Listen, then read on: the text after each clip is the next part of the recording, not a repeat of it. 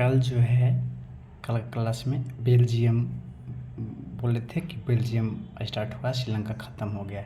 इसमें श्रीलंका पूरा ख़त्म हो गया। तो बेल्जियम में जो है ब्रुसेल्स इसमें यहाँ जो है 59% डच बोलने वाले लोग हैं। श्रीलंका में कौन थे? सिहली और तमिल बोलने वाले थे। तमिल में दो टाइप का थे। एक भारतीय लोग आकर के श्रीलंका में निवास किए थे और एक पहले से ही वहाँ ही थे, और दूसरा कौन था? सिहली। उसी तरह से बेल्जियम में 59% क्या था? डच बोलने वाले लोग हैं। यहाँ देखिए, अब पेज नंबर 7 था, यहाँ तक आप लोग नोट डाउन कर लीजिएगा।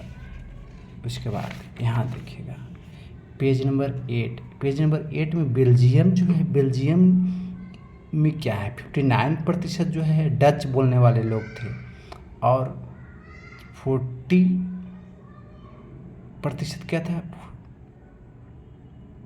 फ्रेंच बोलने वाले लोग, और 1% क्या? जर्मनी भाषा बोलने वाले लोग।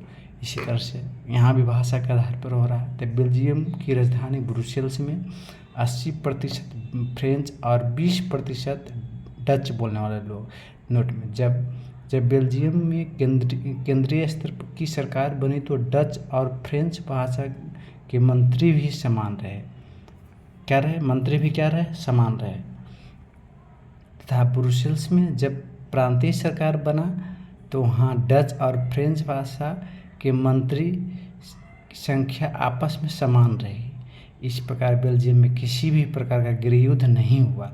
और श्रीलंका में क्या हुआ? आपस में ही गृह युद्ध हुआ। तमिल भाषा और सिहली भाषा के लोगों में गृह युद्ध हो गया। प्रभाकरण की मृत्यु के बाद गृह युद्ध खत्म हुआ। यहाँ तो गृह युद्ध होने का संभावना ही नहीं बना, गृह युद्ध हुआ ही नहीं। तो बेल्जियम खत्म हो गया। अब सामाजिक विषमता हम शुरू का फर्स्ट क्लास में पढ़ाए थे, फर्स्ट लेक्चर में पढ़ाए थे। विषमता के सामाजिक विषमता जो है किसके आधार पर? लिंग, जाति, धर्म और क्या था? भाषा के आधार पर बताए थे ना। तो सामाजिक विषमता वही हम कल जो पढ़ाएंगे, लिंग के आधार पर कैसे सामाजिक विषमता होता है वो हम पढ़ाएंगे। थैंक यू मेरे प्यारे बच्चों। आप लोग नोट्स बना लीजिएगा और शेयर कर दीजिएगा, सब्सक्राइब।